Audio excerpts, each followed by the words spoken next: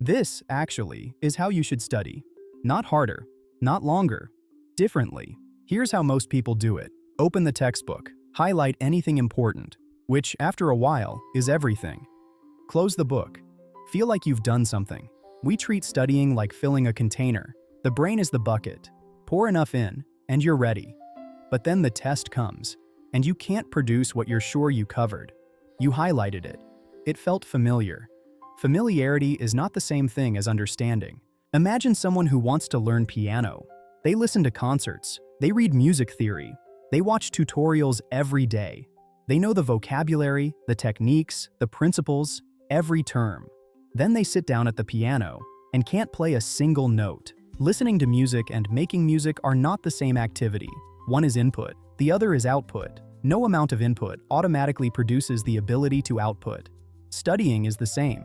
Reading, highlighting, re-watching. These are inputs. Understanding is what you can produce from them. If you can't explain it, you don't own it yet. You're just familiar with it. 3 principles, all built on the same mechanism. Questions, asking and answering them. Principle 1. If you can't teach it, you haven't learned it. When you try to explain something, questions you never asked while reading surface immediately. Why does this happen? What does this actually mean? You'll hit a moment where you say, well, it's basically, and then you can't finish the sentence. That moment is the point. That's exactly where the learning still needs to happen. The ultimate test. Can you explain it to a child? Not a classmate who already knows the material. A child. A complicated explanation means the concept is still complicated in your own mind. Simplicity is the proof you've processed it all the way through. Principle 2. Create tests. Don't just take them. Most students wait for the exam to find out what they don't know. By then it's too late. Write your own questions. Aim for the edges. The concepts you're least sure about. The connections that feel fuzzy. The question you genuinely couldn't answer right now. The point isn't to confirm what you know, it's to locate what you don't. Principle 3. Be an expert, not a test passer. Most students aim at the test. What do I need to know for Friday? That ceiling becomes the limit. Aim higher. Everything you could ever need is available. Primary sources, the best explanations in the world. Free, on demand. The barrier to depth is gone.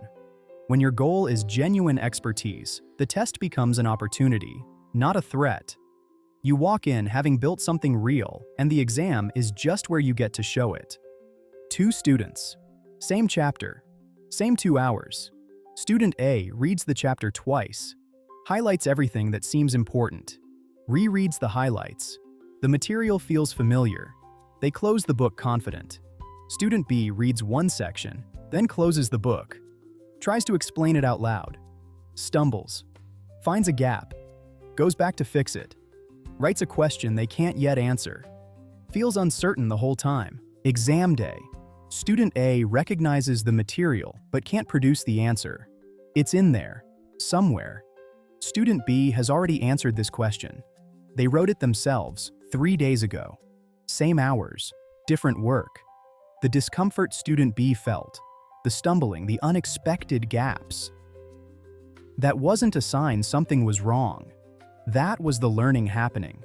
Discomfort is the signal you're working at the edge of what you know. That's exactly where you need to be. And none of this expires when you graduate. Life gives you tests too. They just don't come with a grade sheet.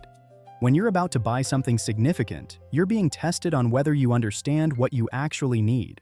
When you vote, you're being tested on whether you understand the policy, not the slogan, the substance.